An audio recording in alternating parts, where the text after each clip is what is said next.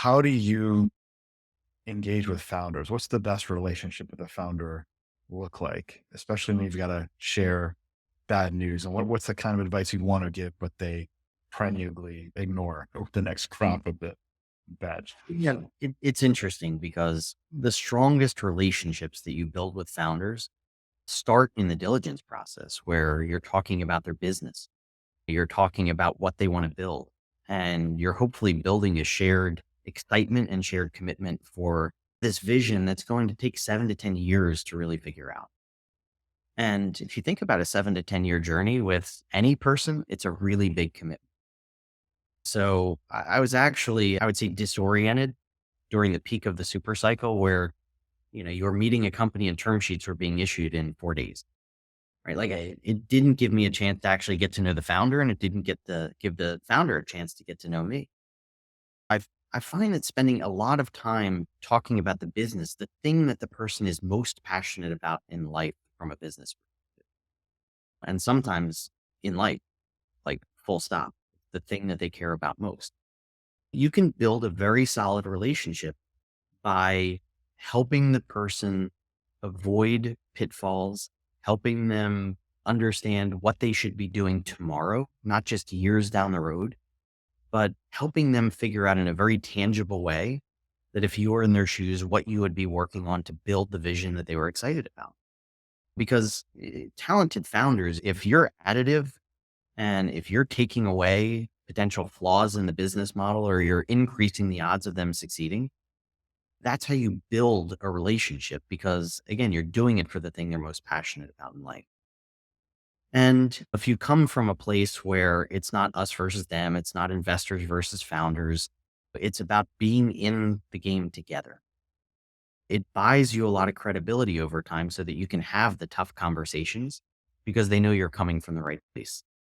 So something that I always tell founders and hopefully live up to it is that the challenging part is negotiating a term sheet because you actually are on different sides of the table definitionally.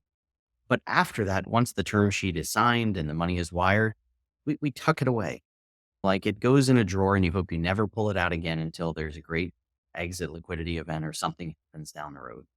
But it's about being the next employee of the company, right? Being someone who's actually doing work and helping, someone that can be counted on for delivering against important commitments of the company and advising for big decisions. And how would you deliver bad news to a founder? Now you talked about building trust with the founder, which gives you the permission to do, so, but there's this other concept out there of being entrepreneurial friendly, right? So there are some funds like Founders Fund where it's like, hey, if you need advice, don't come to us. We're trying to find the best founder. That's one school of thought. And the other is, hey, come to us because we have a platform, we have capability, we have expertise, we have playbooks. We can help you get that VP of sales. Here's the playbook. So there's a spectrum of approaches around that. Yeah, I think the concept of being founder friendly is just nonsense, complete and utter nonsense, right? Because if you ask a founder what being founder friendly means, they're going to say, give me as much money as I ask for, whenever I ask for it, at the highest valuation, and let me make decisions when I want to make decisions, and let me come to you when I want to talk to you, and then just get out of my way the rest. It's nonsense. Being founder friendly should be sometimes telling them the things that they might not want to hear, or telling them something in a way that they're willing to listen when other people might not be able to explain it to them, in a way where they're capable of actually ingesting it and figuring out what they need to do. Um, the important thing is becoming a consigliere, to the founder, telling them the things that they need to hear, right? Because otherwise, if you ask the founders what they want, you might actually be doing more harm than good. There are times where the right answer for a founder is to realize that the thing that they had a passion around, the idea that they have, might be harder to build than they thought, and it might be smaller than they thought.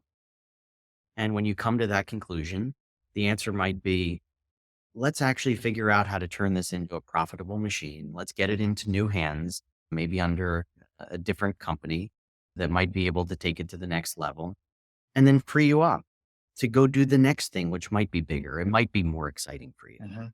Mhm. And for a lot of founders, like that's really hard for them to stomach.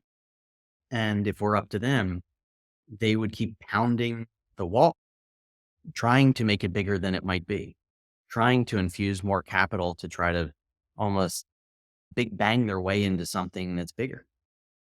So a lot of times you end up as a coach. Sometimes you're a mentor. Sometimes you're a psychologist. And sometimes you're actually an employee and someone doing work for the company.